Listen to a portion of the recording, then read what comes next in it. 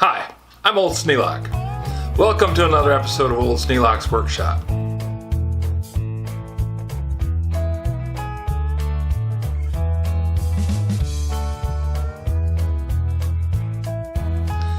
Did you ever have one of those serendipitous situations?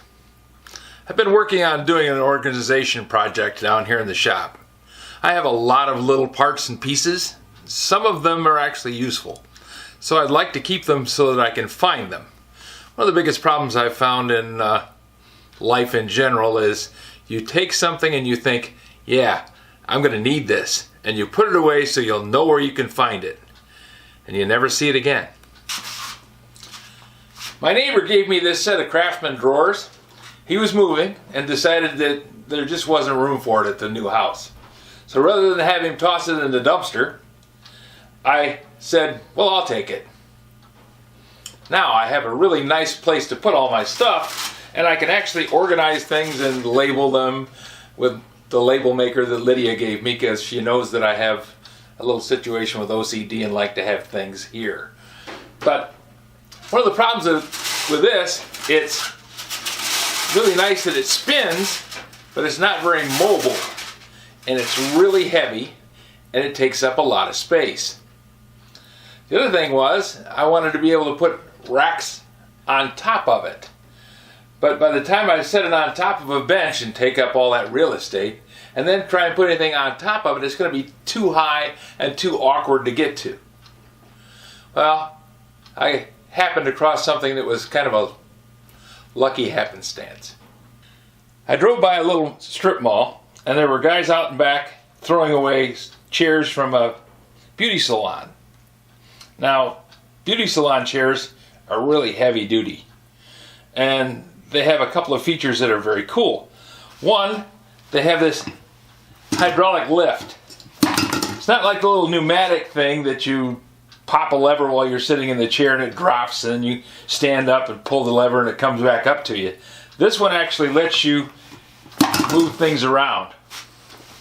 You push down on it, it drops. You pump it, it goes up.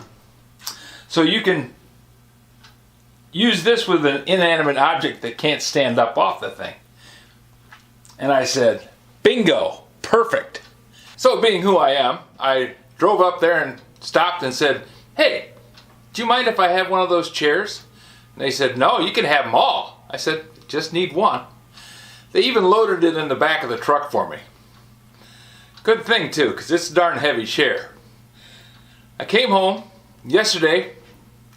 It's recycling day, and recycling day means that all the heavy bulky stuff that I set out by the street next to the garbage can goes too. The guy will actually get out of the truck and load it into the recycling bin for me. I was able to get all of this stuff in the dumpster, but still, it's nice to do it on recycling day because it filled up the dumpster.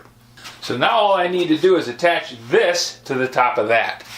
I'm going to take this piece of 3/4 inch plywood and bolt it to the top of this to make a table. I'm going to cut it down just big enough so that the feet on this sit on it, and I'll fasten it onto the top of this table so that if I move it, it won't fall off.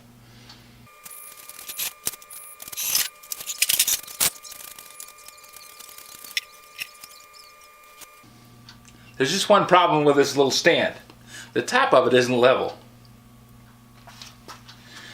For a beauty shop chair, having it tilt back so that you sit in the chair and it kind of cradles you while you're sitting there, it's a good thing. But that causes a problem when I go to set this cabinet on there. I don't want to have the cabinet leaning at an angle. So I have to shim it up. But I think I can do it this way.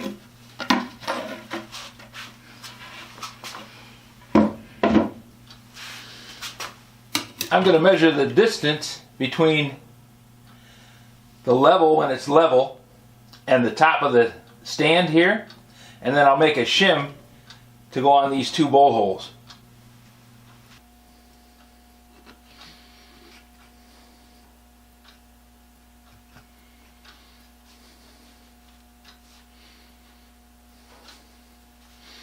There.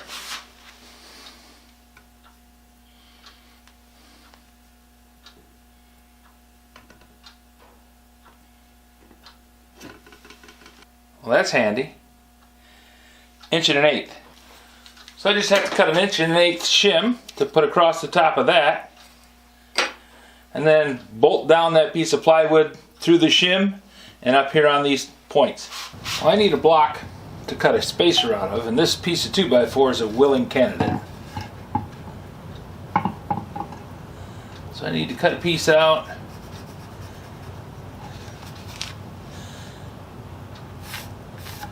About 1.1 inches high, and that length. So I can set it on edgeways. I don't need the full width of this 2x4. I just need about maybe 1 inch. I'm going to give it 1.5 inches off of the edge of this 2x4. That way I can drill a hole through and bolt it on up through into the plywood. Should work just fine.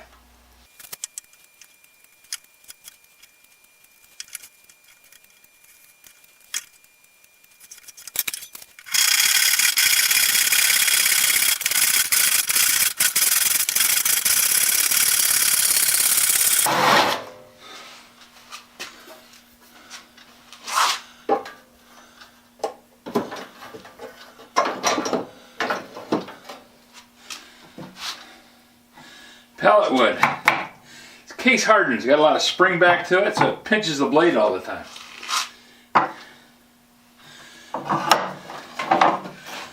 But we'll take care of that real quick.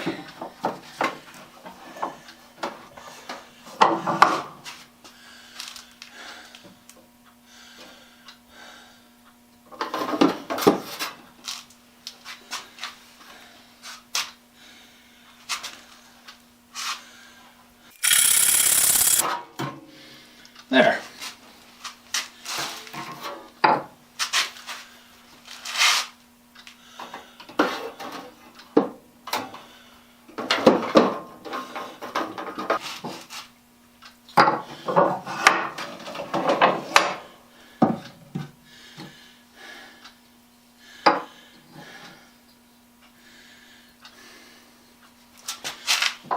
I need to plane it down to the line.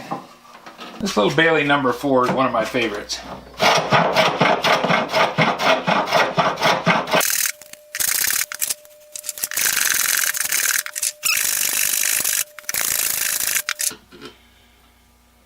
The shim is perfect. It even sets level. I was able to bevel the bottom side so that when it sits on this piece, it levels out.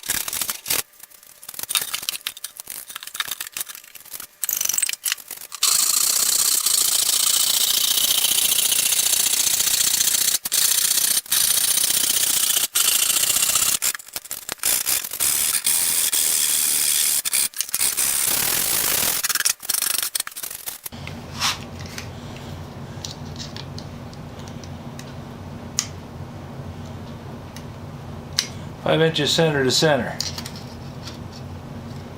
Both of them. Front ones are 5 7/8.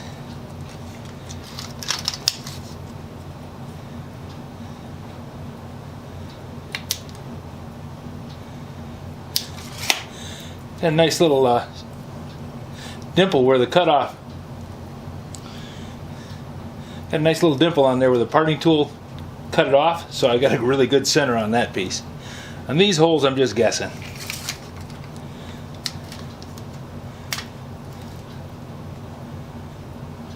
So 5 inches center to center here.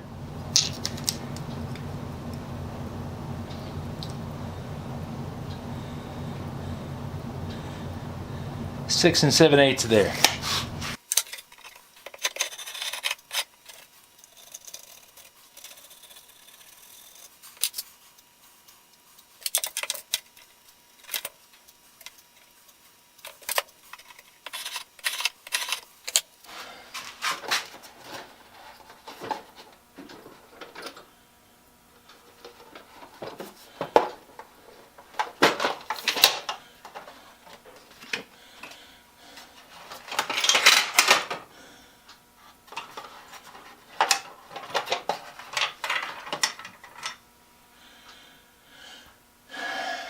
Let's see, we'll go with a fractional drill.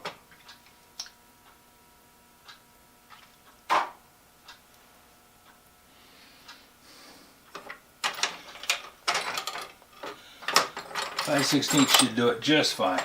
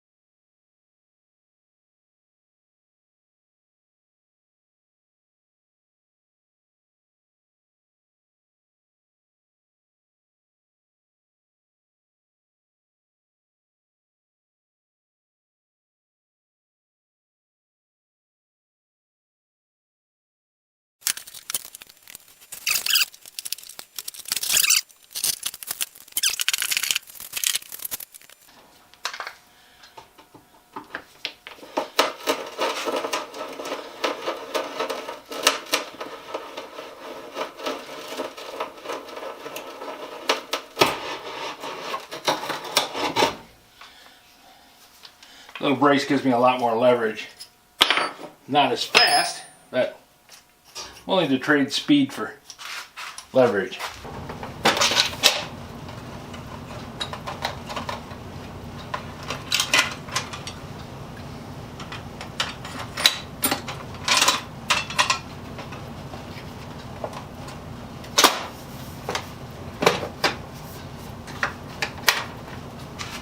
Now, why would a guy with so many drills hanging and laying in drawers and sitting around want to buy another box of drills? Oh, this was on sale and I had a discount coupon. And this one has number drills and letter drills. I have a couple of number drills, but nothing really a full set. And when you tap holes, you really need a set of number and letter drills because taps are not nominal sizes. Comes in a fairly nice box. It's not the best box in the world, but it'll hold them in one place so I can find them.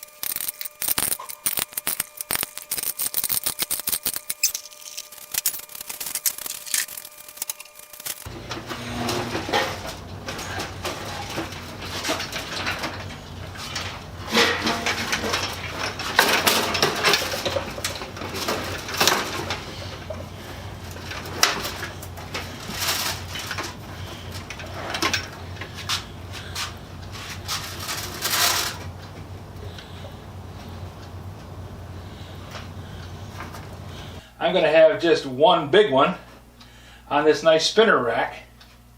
It's going to take up a lot less room in the storeroom.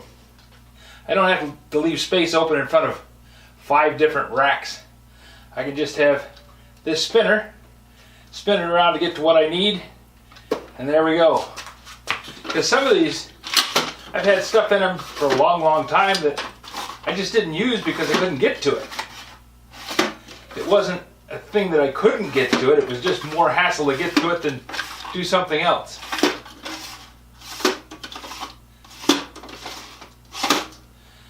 So, now I'm going to go through and sort all these. I had these all marked. I had them filled with drills at one time. Until I got to the Columbia. It's nice, but I had it tucked back in the back corner. I had run out of space. Now with that small rack of drawers gone, maybe I can set it up here on the edge. Not going to be in the way of anything. But with a taller cabinet, I can raise the plexiglass up, and then I can use the drill gauge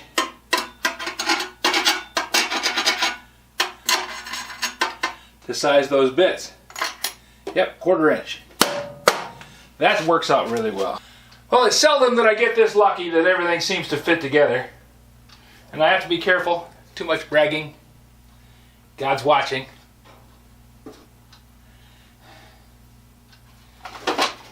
Pride goeth before a fall. I'll wipe these all down, get them off of the rack here, move this down into the storage room, rearrange the storage room a little bit to make room for it, and then I should be good. That makes a lot more room in the shop. Makes it so I'm just going down to the hardware store instead of spending so much time looking for things. You saw I had to look in 3 different places before I found a carriage bolt that I wanted. All those things will be in one easy spot. Well, I say that today. More stuff comes in every day, and if I threw away stuff, then I would need it tomorrow. But even if I didn't throw it away and I can't find it, I guess it's the same thing. Oh well. If you have any suggestions for a new video, questions about today's video, or any of the other videos on the channel, just drop a note in the comment. If you have a suggestion for a new video, question about today's video, or any of the other videos on the channel, just drop a note in the comments. You know I read them all. Gus Lint made these for me. I've got 12 of them. I've already promised out 2, but that means I got 10 with no place for them to be.